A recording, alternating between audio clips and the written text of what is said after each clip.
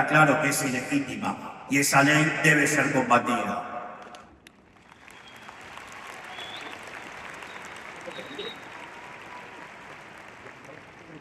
En función de ello se reconocen dos derechos naturales: los derechos a la vida y a la libertad. El hombre nace vivo y nace libre y tiene derecho a conservar esos atributos de la naturaleza. Además, tiene derecho a que sus semejantes se los respeten, en orden de buscar su propia felicidad, que es el fin al que entiende todo hombre. En paralelo, tenemos los derechos adquiridos, los cuales no son naturales ni tampoco son inherentes al ser humano, sino que los mismos son ganados por merecimiento u obtenidos por regalo. De este modo, el derecho fundamental a la libertad se deriva del derecho adquirido, que es la propiedad privada, y ello se manifiesta en que podamos libremente adquirir un bien con el fruto de nuestro trabajo, o podemos recibir un bien que libremente nos donen o nos hereden. No que nos robe el Estado con la maldita justicia social.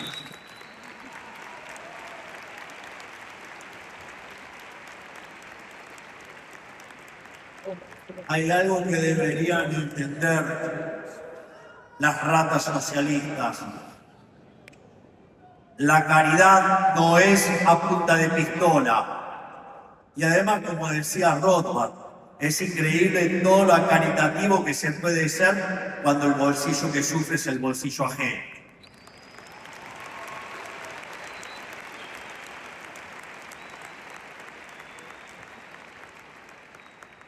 A su vez, el derecho de propiedad, en especial por sus consecuencias dinámicas, se vincula con el principio de apropiación del otro, por lo que ahora la propiedad no solo puede derivar de una ordenación, regalo, herencia o intercambio, sino que se suma a la apropiación del descubrimiento y de una creación. Este tema no es una cuestión trivial, porque tal como señalaba Hayek, el mercado es un proceso de descubrimiento. Finalmente, estos derechos se complementan con el principio de no agresión, el cual establece que ningún ser humano tiene derecho a ejercer agresión de ningún tipo contra otro ser humano, lo cual no solo incluye la agresión física, sino también todo tipo de coacción, coerción o imposición bajo amenaza del uso de la fuerza, es decir, el accionar del Estado.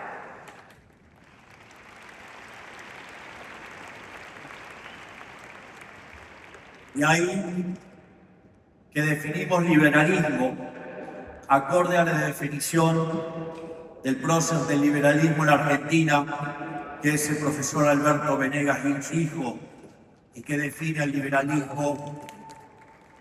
Aplauso para el profesor. Sí.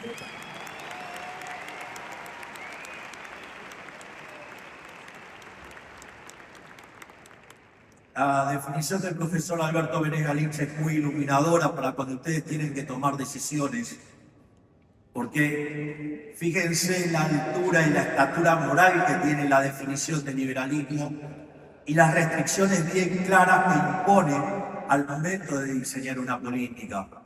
Porque dice, el liberalismo es el respeto irrestricto del proyecto de vida del prójimo, basado en el principio de no agresión y en defensa del derecho a la vida, a la libertad y a la propiedad privada.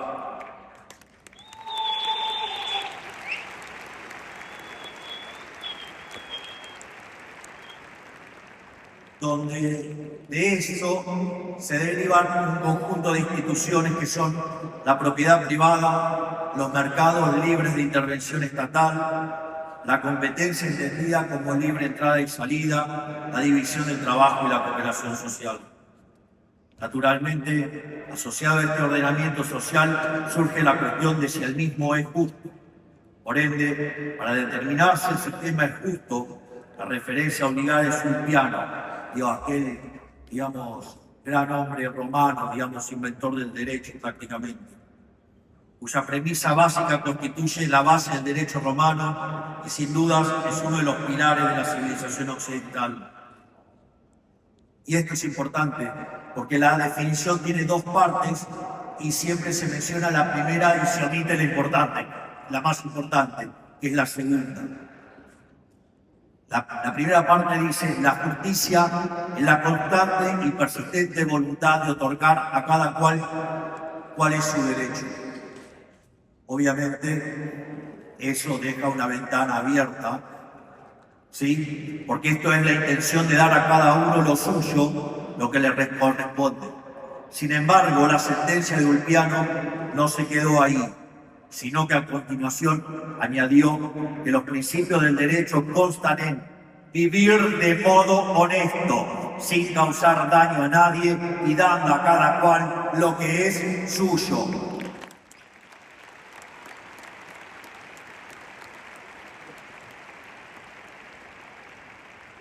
Por lo tanto, note que la definición de liberalismo, el concepto de liberalismo, el capitalismo de libre empresa satisface esa definición, mientras que el socialismo, claramente al violentar el derecho a la vida, a la libertad y a la propiedad, es una basura inmunda que nos hunde en la miseria.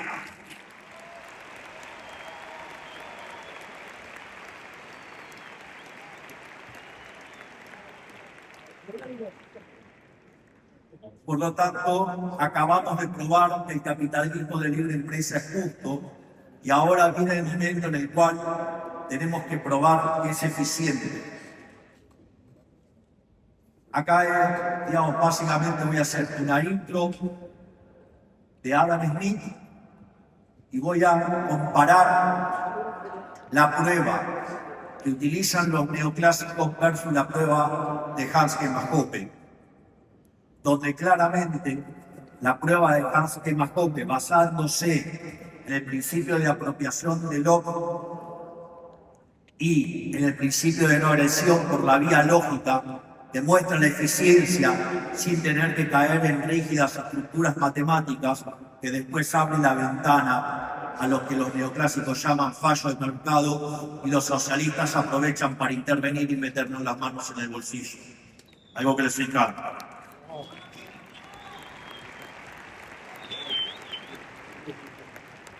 Así, dado el entramado institucional emergente, el cual además hemos probado que el mismo es justo, ahora es momento de probar que además es eficiente. El primer planteo al respecto fue realizado por Adam Smith, quien, utilizando el argumento de la mano invisible, postulaba que cada individuo, persiguiendo su propio interés, llevaba al máximo bienestar social. Más tarde, los neoclásicos, guiados por una idea de la mano invisible basada en el óptimo Pareto, lograron derivar el primer axioma de la economía del bienestar. Esto es, todo equilibrio competitivo es óptimo de Pareto. Sin embargo, esto implica abrazar una estructura matemática que deja abiertas las puertas a la intervención estatal bajo las buenas intenciones de corregir los fallos de mercado, los cuales, desde mi punto de vista, no existen.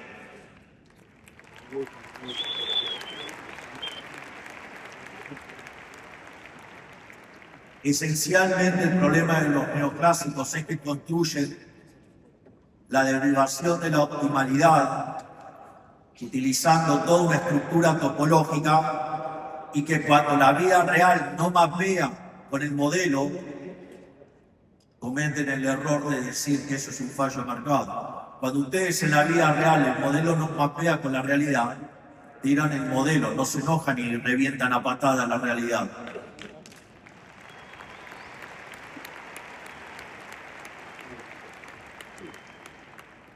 Por ello, la prueba que ha desarrollado Hans Hermann Hoppe, a pesar de todo lo que me insulta y lo poco que me quiere, basada en los derechos de propiedad en línea con el principio de no agresión de apropiación originaria del Locke, el principio de no agresión, no solo resulta satisfactoria en probar la optimalidad, sino que además no deja lugar a la intervención del Estado. Por eso voy a reproducir tal cual las palabras de Hoppe. Son tan brillantes que si las tocara, las arruinaría. Es decir, hasta es eficiente la definición que utiliza, lo cual es el paroxismo de la eficiencia y que vale la pena reconocerle al profesor Hans Hermann Hoppe. Señala que cualquier desviación de este conjunto de reglas implica, por definición, una redistribución de títulos de propiedad, y por lo tanto de los ingresos, desde los usuarios productores y contratantes de bienes hacia los no usuarios productores y no contratantes. Es decir, hablando mal y pronto, desde lo que producimos y nos ganamos el pan con el sudor de la frente y los parásitos del Estado que se ganan el pan con el sudor de la frente ajena.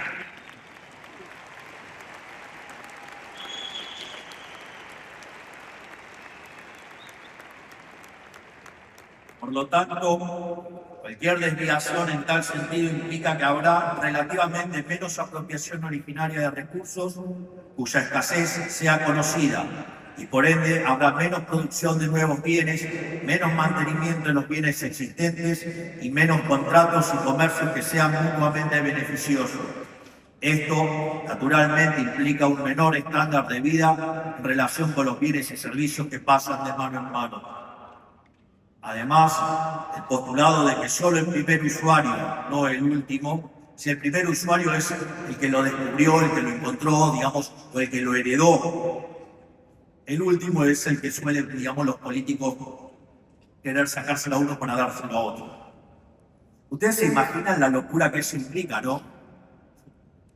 Digo, imagínense que ustedes llegan a la vida y tienen que alimentarse. Conforme ustedes van caminando, se van a ir encontrando bienes y que ustedes los descubren, como no son de otros, se lo apropian, con eso consumen y con eso viven. ¿Está claro eso?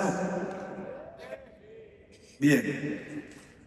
¿Qué pasa si esos bienes que ustedes que descubren no se los pueden apropiar? Y dependiera de que otro usuario que viene posterior se lo tenga que autorizar. En el fondo, eso los condenaría a la muerte.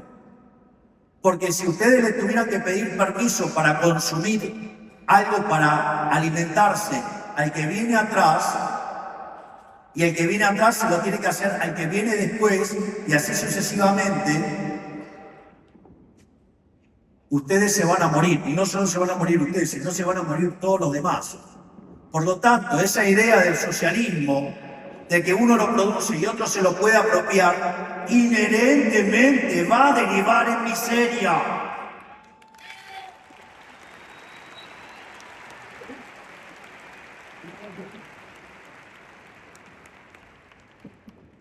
En definitiva, el postulado de que solo el primer usuario, no el último, que bien adquiere el derecho de propiedad sobre el mismo, nos asegura que los esfuerzos productivos serán tan altos como sea posible en todo momento.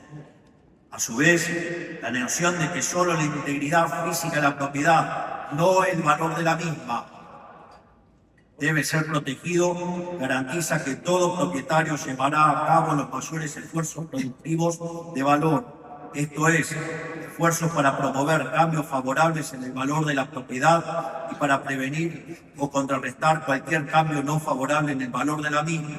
Por lo tanto, cualquier desviación de estas reglas implica una reducción de los esfuerzos productivos en todo momento.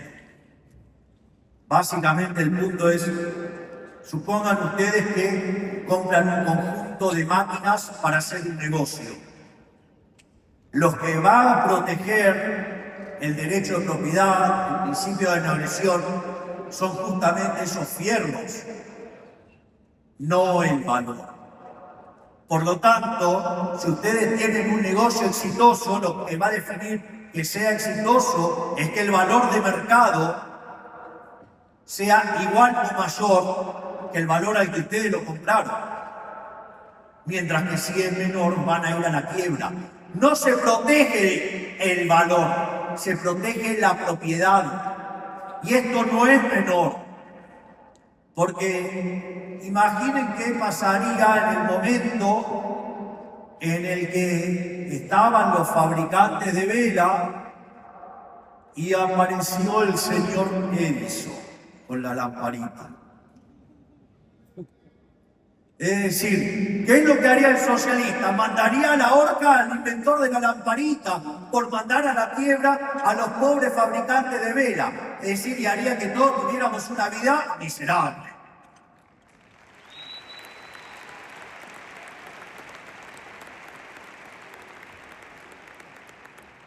Por lo tanto, en caso de que exista el Estado, debe resguardar la propiedad, no el valor, porque cuando quiere resguardar el valor, cuida ineficientes, parásitos que fomentan la corrupción del Estado en contra de toda la población.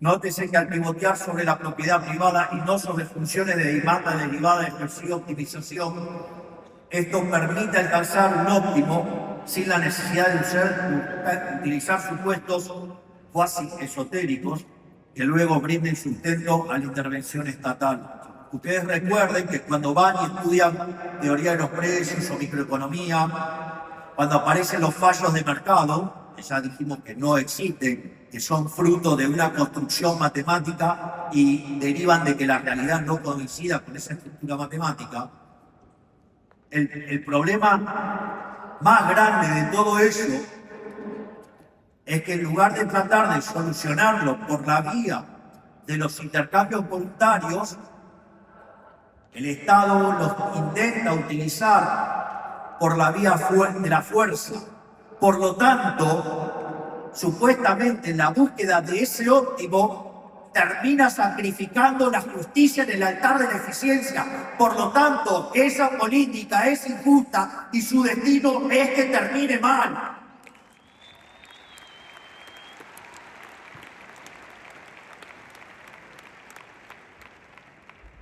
Como si todo esto fuera poco, tengo una crítica adicional al segundo teorema del bienestar. Esta es más divertida.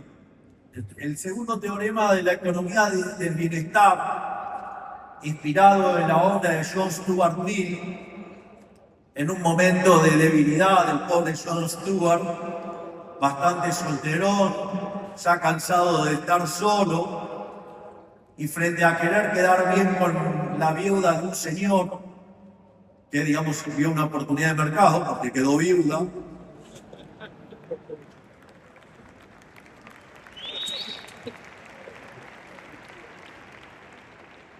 entonces, pero digamos, pobre mujer no era perfecta, digo, era socialista. Entonces, el pobre John Stuart trató de quedar bien con ella y dijo y derivó algo que era que la eficiencia era independiente de la distribución.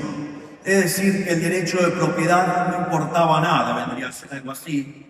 Y la realidad, si la producción es independiente de la distribución, digo, eso significaría, por ejemplo, que no habría diferencia entre capitalismo y comunismo.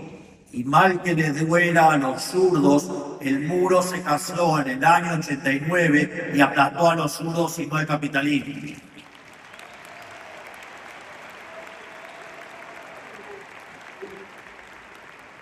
¿O acaso nunca vieron la foto aérea de Corea del Norte y Corea del Sur? Corea del Sur hay luz, Corea del Norte oscuridad. ¿O acaso, digamos, ustedes ven gente en Miami subiéndose a tiburones para irse a la isla cárcel de Cuba?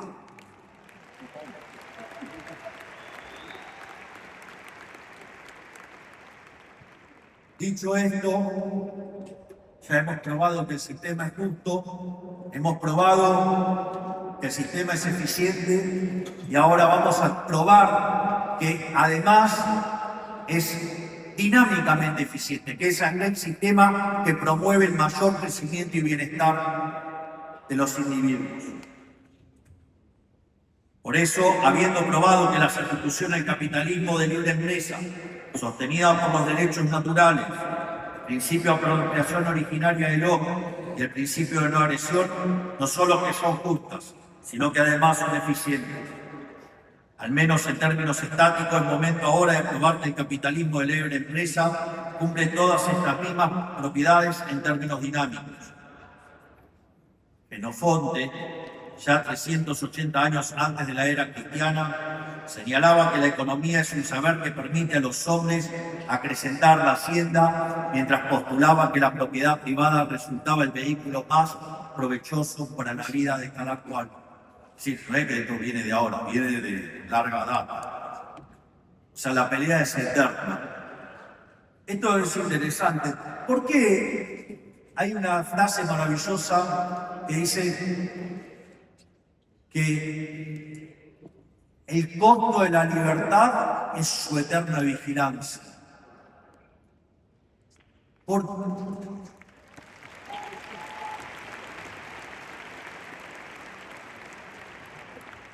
¿Y por qué esto es así? Porque del otro lado ustedes tienen parásitos, ustedes tienen vagos, que yo no sé si odian más bañarse o trabajar.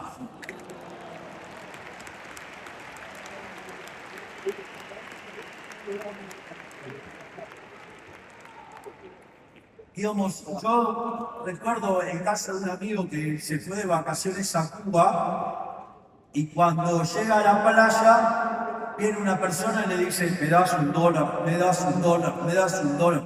Y llega un momento que hace, le da el dólar. Va y se pone al lado de otro, me das $1, me das $1. Cuando llega el otro día pasa lo mismo. ¿Saben por qué? Porque de esa manera terminaba ganando más plata en un día que lo que juntaba en un mes, en la maravilla socialista. Por lo tanto, los zurdos roñosos están todo el tiempo generando retóricas y viendo cómo robarle y comerle el bolsillo a otros. ¿Por qué? Porque ellos no producen nada y lo único que pueden producir son palabras para que el resto se sientan culposos y meterle la mano en el bolsillo. Por lo tanto, les dejo una recomendación que nosotros le decimos con la filial de Argentina, digamos del socialismo del siglo XXI, que es el kirchnerismo, o sea, los cuca. No se dejen psicopatear por los zurdos.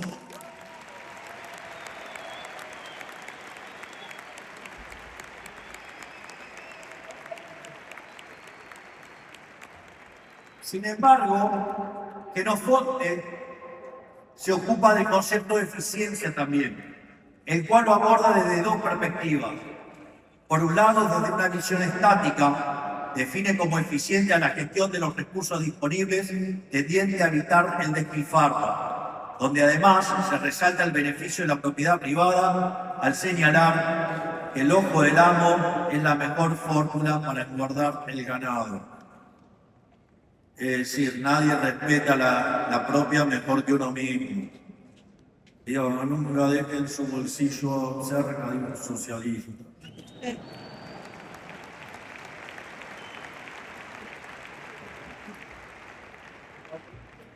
Por otro lado, Xenofonte, en su segunda definición de eficiencia, se adentra en el terreno dinámico, señalando que a su vez la eficiencia implica incrementar la hacienda. Esto es, se trata de aumentar la cantidad disponible de bienes por la vía de la creatividad empresarial, esto es, por la vía del comercio y de la especulación. Este último criterio de eficiencia es de importancia fundamental, ya que a diferencia de un modelo estático en el que solo se contempla lo que Robert Lucas Jr. definía como los parámetros profundos, esto es, preferencia, tecnología y donaciones de recursos iniciales. En la esfera dinámica, tanto la tecnología como las dotaciones iniciales pueden variar, y de hecho lo hacen continuamente como resultado de la creatividad empresarial. Es más, un capítulo aparte obedece a la institución de la propiedad privada y que pivotea sobre ella la Escuela Austríaca de Economía. Desde Mises, Hayek, Rothbard, Kirchner, Pope, hasta Jesús Huerta de Soto, ha demostrado la imposibilidad del socialismo y por ende echando por tierra la fantasmagórica idea de George Stuart Mill que postula la independencia entre la producción y la distribución.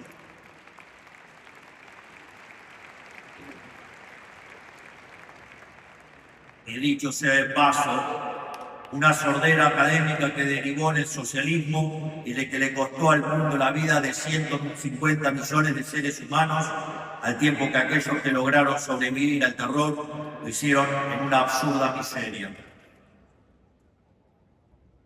Entrando ahora a la parte del crecimiento y la función empresarial, acorde a lo señalado y en línea con la segunda definición del análisis de Genofonte, la teoría económica ha identificado 4 fuentes de progreso económico.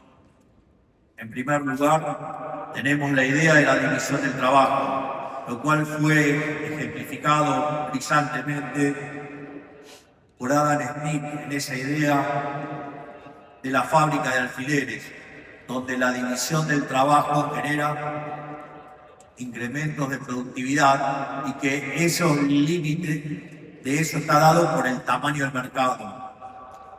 Esto también es muy importante que lo internalicemos, porque no solo digamos que los socialistas se caracterizan por lo que Hazlitt llamaba el odio a la máquina, o que también se llaman luditas, que son los tipos que le tienen fobia al progreso tecnológico y que nos asustan con un montón de utopías.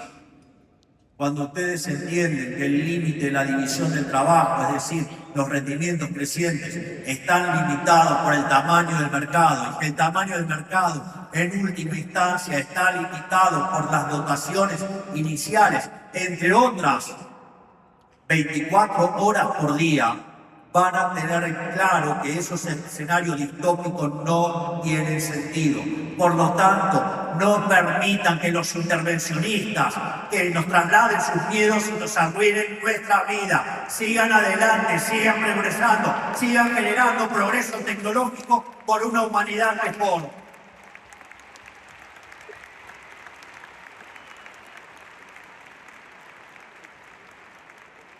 En segundo lugar, tenemos la acumulación de capital físico, donde es claro la interacción entre ahorro, inversión y el rol que ocupan los mercados de capitales. Por otro lado, tenemos el capital humano, ¿sí?, donde el foco no debe limitarse al plano educativo, sino que también debe considerarse el desarrollo de capacidades cognitivas desde el nacimiento del ser humano, su alimentación y la salud, elementos fundamentales para poder acceder a la educación y al mercado de trabajo. En cualquier otro político esto sonaría como simple retórica que trataría de estar endulzándole los oídos. Sin embargo, nosotros, en honor a Gary Becker, tenemos un Ministerio de Capital Humano cuya base fundamental es niñez y familia.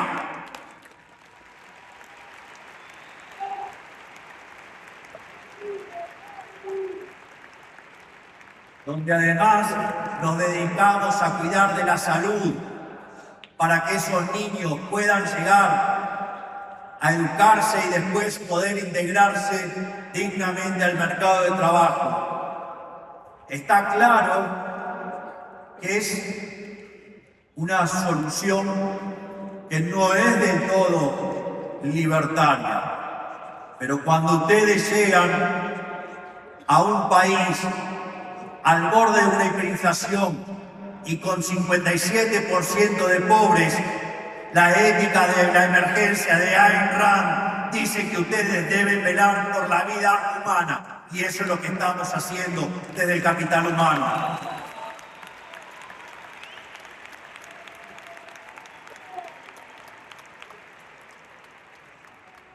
Sin embargo, a diferencia de los otros mecanismos de asistencia que tanto le gusta a socialistas y fascistas, que son también socialistas, pero que descubrieron que la utopía comunista no funcionaba, en lugar de estar regalándole el pescado a la gente y esclavizarlo, nosotros le estamos enseñando a pescar para que en algún momento tengan una fábrica de pescado.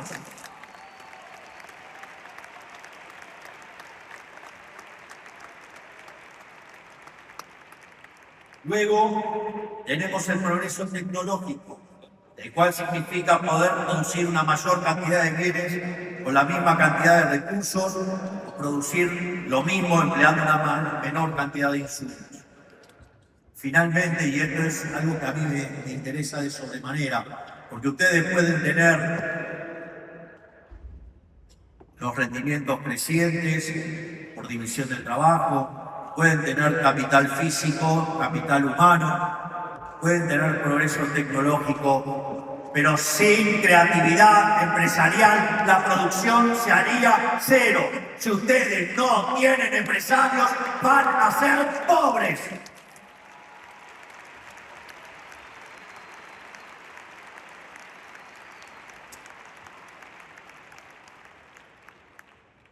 Sin embargo, para que esta eficiencia dinámica pueda tomar sentido, ustedes van a necesitar de instituciones.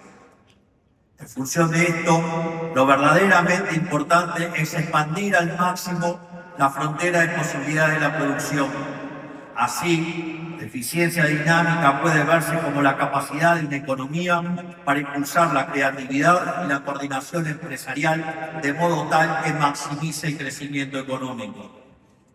A su vez, el criterio de eficiencia dinámica está indisolublemente unido al concepto de función empresarial, siendo esta la capacidad típicamente humana para darse cuenta de las oportunidades de ganancia que surgen en el entorno y actuando en consecuencia para aprovecharse de las mismas, haciendo que se vuelva fundamental la tarea de descubrir y crear nuevos fines y medios, impulsando una coordinación espontánea destinada a resolver los desequilibrios de mercado. Por otra parte, esta definición de eficiencia dinámica que propone Huerta de Soto combina adecuadamente y de modo coherente la idea de destrucción creativa de Schumpeter con la eficiencia dictativa de North. Naturalmente, dado el rol de la función empresarial, es de vital importancia las instituciones bajo las cuales se desarrollan las mismas. En este sentido, tanto Douglas North como Jesús Huerta de Soto ven como una función clave de las instituciones la de reducir la incertidumbre. Dicho sea de paso, cuando nosotros fuimos a las elecciones presidenciales del 2023, el riesgo país estaba en torno a los 3.000 puntos básicos, al margen que estábamos camino a una hiperinflación y a un default generalizado, comercial y de deuda. Y ahí, en ese contexto, hoy hemos logrado bajar el riesgo país a niveles de 500 puntos básicos. Y si además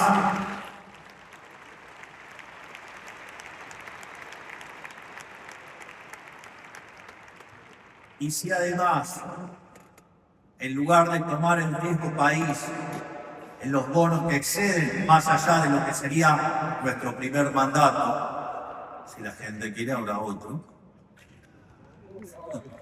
pero si ustedes toman nuestras últimas colocaciones al 2027, hoy el riesgo país en Argentina, de la mano de un gobierno liberal libertario, ha bajado a 200 puntos básicos. Pasa que estamos trabajando para eliminar la incertidumbre.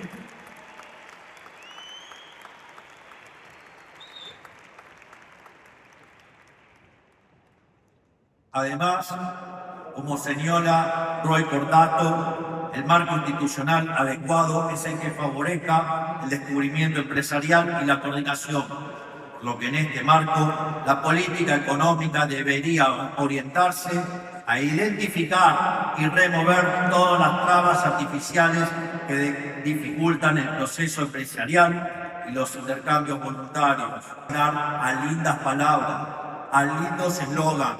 Nosotros, desde el Ministerio de Regulación que maneja el coloso Federico Sturzenegger, en 2 años hemos quitado 15.000 regulaciones, 15.000 reformas estructurales.